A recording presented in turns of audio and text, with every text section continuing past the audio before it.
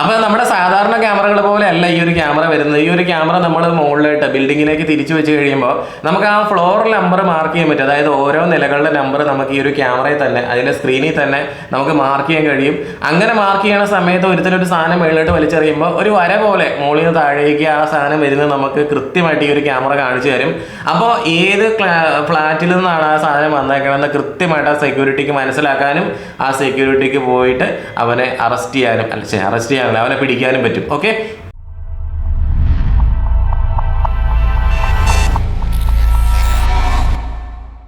വീടുകളിൽ നിന്നും ഫ്ളാറ്റുകളിൽ നിന്നും മാലിന്യങ്ങൾ റോഡിൽ ഉപേക്ഷിക്കുകയാണ്. ഞാനിപ്പോൾ നിൽക്കുന്നത് ഈ കടവന്ത്രയ്ക്ക് സമീപമുള്ള ഗാന്ധി റോഡിലാണ്. ഈ റോഡിന്റെ അവസ്ഥയാണ്. റോഡരികിൽ കൂട്ടിയിട്ട മാലിന്യമെല്ലാം തന്നെ ഇപ്പോൾ നായ്ക്കളെല്ലാം കടിച്ചു വലിച്ച റോഡിലേക്ക് ഇട്ടിരിക്കുന്ന സാഹചര്യമാണ് ഇവിടെ ഉള്ളത്. ഇവിടെ മാത്രമല്ല, ഇപ്പൊ നമ്മുടെ കേസിനകത്തെന്ന് വെച്ചാൽ ആളുകൾ വേസ്റ്റ് റോഡിൽ കൊണ്ടുപോയി വലിച്ചെറിയുന്ന ഒരു പ്രശ്നം മാത്രമേ ഉള്ളൂ. ആരും ബിൽഡിങ്ങിന്റെ മുകളിൽ നിന്ന് താഴേക്ക് വലിച്ചെറിയുന്നില്ല. പക്ഷേ ലോകത്തിന്റെ പല ഭാഗത്തും ഒരുപാട് ഉയരം കൂടിയ ബിൽഡിങ്ങുകളൊക്കെ ഉള്ളപ്പോൾ ആ ബിൽഡിങ്ങിന്റെ ഒക്കെ മുകളിൽ നിന്ന് ആരെങ്കിലും കുപ്പിയും അതുപോലെയുള്ള ഭക്ഷണം കഴിച്ചതിന്റെ വേസ്റ്റ് ഒക്കെ താഴേക്ക് വലിച്ചെറിഞ്ഞു കഴിഞ്ഞാൽ 50-100 നിലയുള്ള ബിൽഡിങ്ങിന്റെ മുകളിൽ നിന്ന് ഇങ്ങനെ ഒരു സാധനം വരുമ്പോൾ നമുക്ക് അത് എവിടെ നിന്നാണ് വന്നതെന്ന് ആർക്കും കണ്ടുപിടിക്കാൻ പറ്റിയില്ല. പക്ഷെ അവർക്ക് അവരുടെ പർപ്പസ് നടന്നു. കാരണം കയ്യിലുണ്ടായിരുന്ന കുപ്പി താഴേക്ക് വലിച്ചെറിഞ്ഞു പോയി. അപ്പൊ മുകളിൽ നിന്ന് താഴെ വന്നിട്ട് താഴേക്ക് നടന്നു പോകണ ആരുടെങ്കിലും തല വീഴുകയോ അല്ലെങ്കിൽ മറ്റേതെങ്കിലും രീതിയിൽ വല്ല കാറിന്റെ ഒക്കെ മുകളിലോട്ട് വീണ് കഴിഞ്ഞാൽ അതിന്റെയൊക്കെ ചില്ലൊക്കെ പൊട്ടിപ്പോകാൻ ചാൻസ് ഉണ്ട്. അപ്പൊ ഇങ്ങനെ ഒരുപാട് പ്രശ്നങ്ങൾ ലോകത്ത് നടക്കുന്നതുകൊണ്ട് തന്നെ ഇപ്പോൾ നമുക്ക് പുതിയ മോഡൽ ക്യാമറകളൊക്കെ ഹിക്വിഷനിലും അതുപോലെയുള്ള മറ്റ് കമ്പനികളിലൊക്കെ ലോഞ്ച് ആയിട്ടുണ്ട്.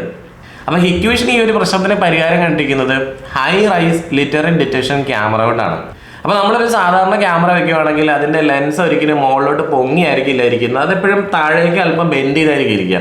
അപ്പോൾ ഇതേപോലെ ഒരു ബിൽഡിംഗ് നല്ലൊരു 50-100 നിലയുള്ള ഒരു ബിൽഡിങ്ങിലേക്ക് ഒരു ക്യാമറ തിരിച്ചു വെക്കുക എന്ന് പറഞ്ഞു കഴിഞ്ഞാൽ ആ ഒരു ക്യാമറ ഇരിക്കുന്നത് മുകളിലോട്ട് തിരിഞ്ഞായിരിക്കും ഇരിക്കുന്നത്. അപ്പോൾ അങ്ങനെ ഇരിക്കുന്ന ഒരു ക്യാമറയുടെ ലെൻസ് എപ്പോഴും ടോപ്പിലേക്ക് ഇരിക്കുന്നതുകൊണ്ട് തന്നെ അതിൽ നല്ല റേഡിയേഷൻ, സൺലൈറ്റിൻ്റെ റേഡിയേഷൻ വരാനുള്ള ചാൻസ് ഉണ്ട്. അപ്പോൾ അതിനെ പ്രൊട്ടക്ട് ചെയ്യണം. അതുപോലെ തന്നെ മുകളിൽ നിന്ന് ഒരുപാട് അഴുക്കൊക്കെ വരാനുള്ള ചാൻസസ് ഭയങ്കര കൂടുതലായിരിക്കും, ഡസ്റ്റ് പോലെയുള്ള സംഗതികളൊക്കെ. അപ്പോൾ അങ്ങനെയുള്ള പ്രശ്നങ്ങളൊക്കെ വരുന്ന സമയത്ത് ഈ അഴുക്കൊക്കെ നമുക്ക് ക്ലീൻ ചെയ്യണമെന്നുണ്ടെങ്കിൽ നമുക്ക് എപ്പോഴും പോയിട്ട് ക്ലീൻ ചെയ്യാൻ പറ്റില്ല. ആ കാര്യം മനസ്സിലാക്കിക്കൊണ്ട് ഹിക്വിഷൻ ആ ഒരു ക്യാമറയിൽ നമ്മുടെ കാറിലൊക്കെ വെക്കുന്ന ടൈപ്പ് വൈപ്പർ ഫ്ലൂയിഡും അതിൻ്റെ ഒരു വൈപ്പറും പിടിപ്പിച്ചിട്ടുണ്ട്.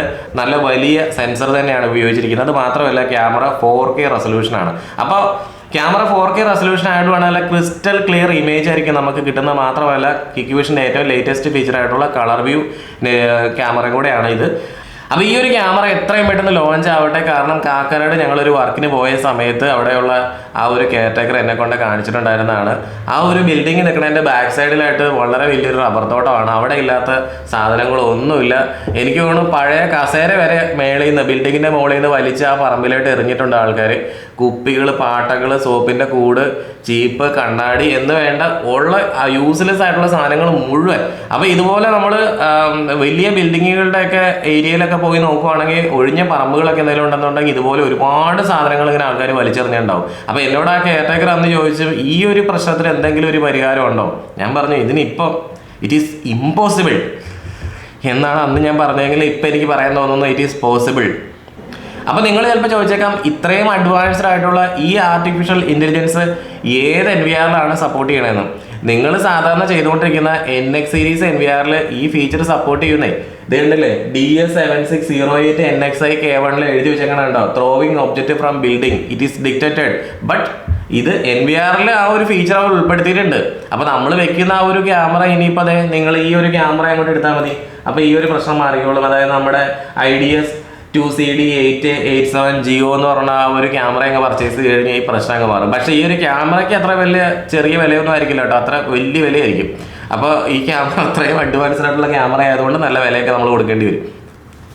അപ്പോൾ ഈ ഒരു ക്യാമറയുടെ മോഡൽ നമ്പർ കുറച്ച് നീളമുള്ള മോഡൽ നമ്പർ ആയതുകൊണ്ട് ഞാനിങ്ങനെ നീട്ടി വലിച്ച് പറയുന്നില്ല. ഞാൻ ഡിസ്ക്രിപ്ഷൻ ബോക്സിൽ കൊടുത്തിട്ടുണ്ട്.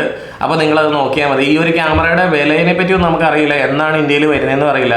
എന്തായാലും ഈ ഒരു ക്യാമറയുടെ ഇൻറ്റേർണൽ സാധനത്തിനകത്ത് ഒരു മാറ്റവും വരുത്താതിരുന്നാൽ മതിയായിരുന്നു. നമ്മുടെ ഇന്ത്യയിലേക്ക് വരുന്ന ഏത് പ്രോഡക്റ്റ് ആണെങ്കിലും ഇന്ത്യക്ക് വേണ്ടി നിർമ്മിച്ചതെന്ന് പറഞ്ഞിട്ടാണ് ഓരോ പ്രോഡക്റ്റ് വരുന്നത്. ഇന്ത്യക്ക് വേണ്ടി നിർമ്മിക്കുക എന്ന് പറഞ്ഞാൽ അതിൻ്റെ ഉള്ളിലിരിക്കുന്ന സാധനങ്ങളൊക്കെ മാറ്റി, നല്ല സാധനമൊക്കെ മാറ്റി കുറച്ച് ചീത്ത സാധനം എടുത്ത് വെച്ചിട്ട് നമുക്ക് ഇന്ത്യക്കാർക്ക് നമ്മളെ പറ്റിക്കാൻ നല്ല എളുപ്പമാണല്ലോ. ഇന്ത്യക്കാർ നമ്മൾ മലയാളികളെ പറ്റിക്കാൻ പറ്റില്ല എന്ന് നമ്മൾ പറയണം. പക്ഷെ നമ്മൾ മലയാളികൾ എപ്പോഴും റെസൊല്യൂഷൻ കണ്ട് ക്യാമറ എടുക്കുന്ന എടുക്കുന്ന ആളുകളാണ്. നിങ്ങൾ റെസൊല്യൂഷൻ കണ്ടാണോ ക്യാമറ എടുക്കേണ്ടത്, അതോ ഇനി വേറെ എന്തെങ്കിലും കണ്ടാണോ ക്യാമറ എടുക്കേണ്ടതെന്നുള്ള കാര്യം ഞാൻ ഇതിന് മുന്നേ ഒരു വീഡിയോ ചെയ്തിട്ടുണ്ട്. ആ വീഡിയോയുടെ ലിങ്ക് ഈ ഡിസ്ക്രിപ്ഷൻ ബോക്സിൽ കൊടുത്തേക്കാം. അതായത് ക്യാമറ പർച്ചേസ് ചെയ്യുന്നതിന് മുന്നേ നമ്മൾ ക്യാമറയെ പറ്റി എങ്ങനെയാണ് പഠിക്കേണ്ടതെന്നുള്ള കാര്യം. ഓക്കെ, അപ്പോൾ നമുക്ക് മറ്റൊരു ദിവസം പുതിയൊരു വീഡിയോ ആയിട്ട് വീണ്ടും കാണാം.